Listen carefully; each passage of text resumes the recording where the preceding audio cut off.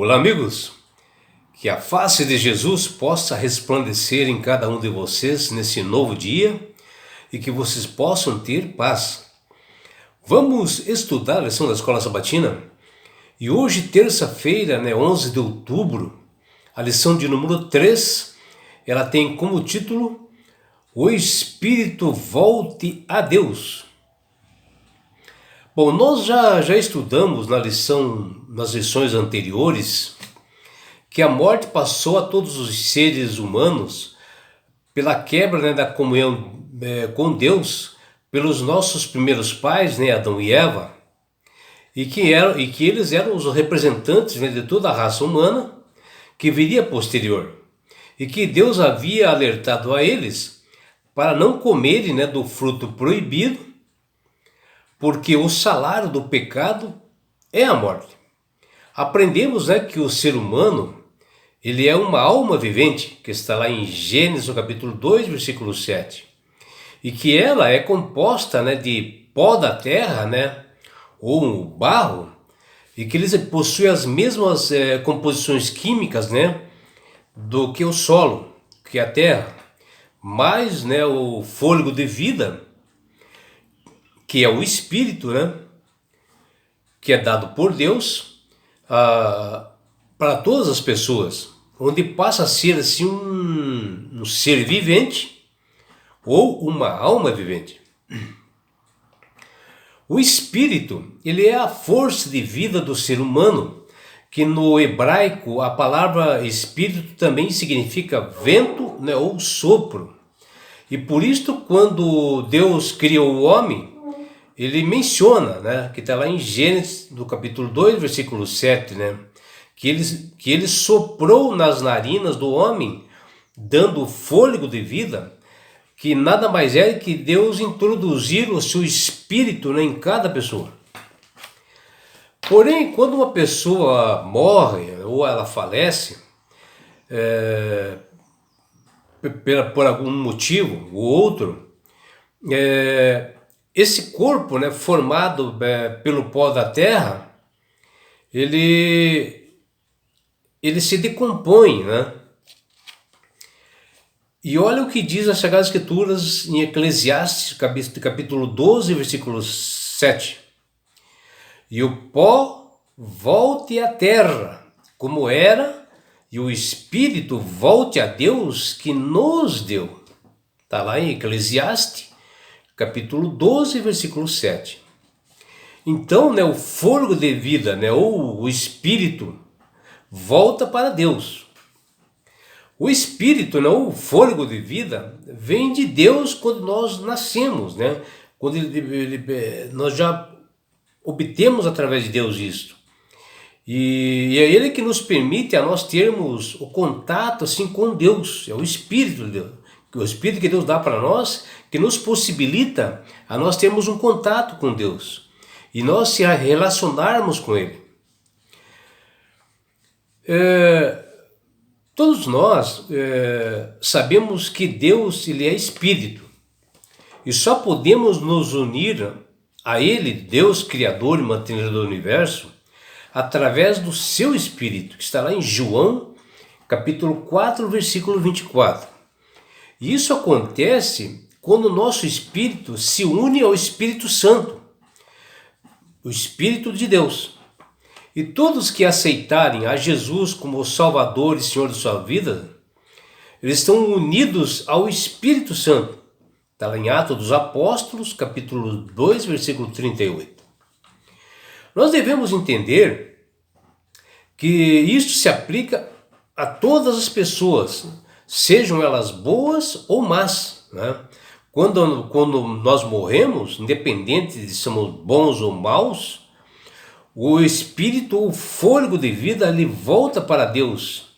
Está lá em Eclesiastes, no capítulo 12, versículo de 1 a 7. Se o Espírito volta para Deus de todas as pessoas quando morremos, ele só pode ter vindo de Deus quando nós somos gerados. Está lá em Gênesis, no capítulo 2, versículo 7. Por isso que o ser humano, ele não tem uma alma. Ele é uma alma. E devido ao pecado é que todos nós morremos. E quando o corpo morre, vira pó, não tem como uma entidade, ou ela viver sozinha, ou ela possa ser algo penada, alma penada, ou algo, não. O fôlego de vida volta para Deus. A alma, ela é composta de o corpo e o fôlego de vida. E isto é igual à alma.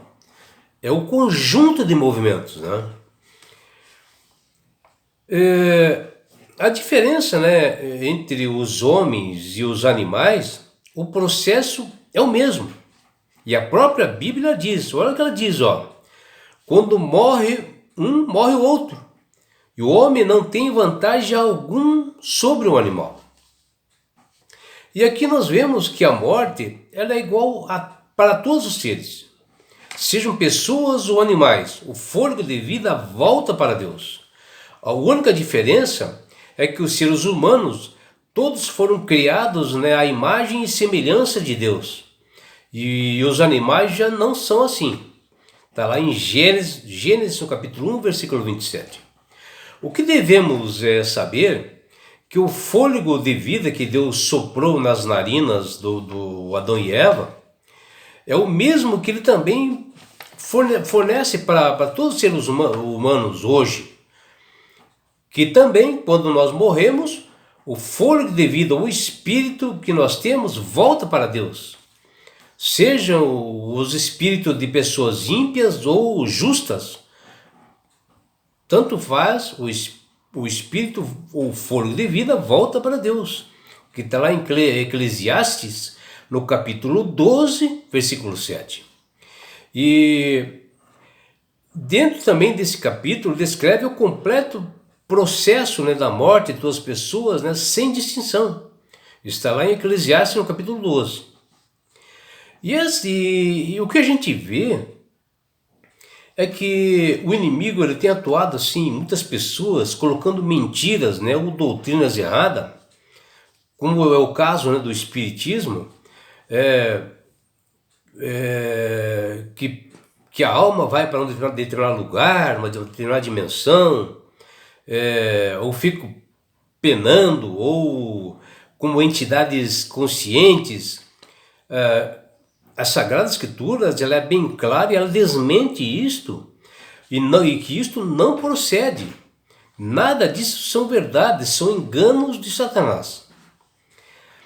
A morte nada mais é do que deixar de existir como ser vivo. E o próprio salmista, né, ele afirma, olha o que ele diz, ó, se esconde o rosto, eles se perturbam. Se eles cortam a respiração, morrem e voltam ao pó. Tá vendo? Na realidade, o nosso corpo ele tem as mesmas composições químicas que a Terra. E ao falecermos, ela vai para a Terra e vira pó. Pedro, em seu capítulo 3, né, versículo 20, ele fala algo também importante. Ó.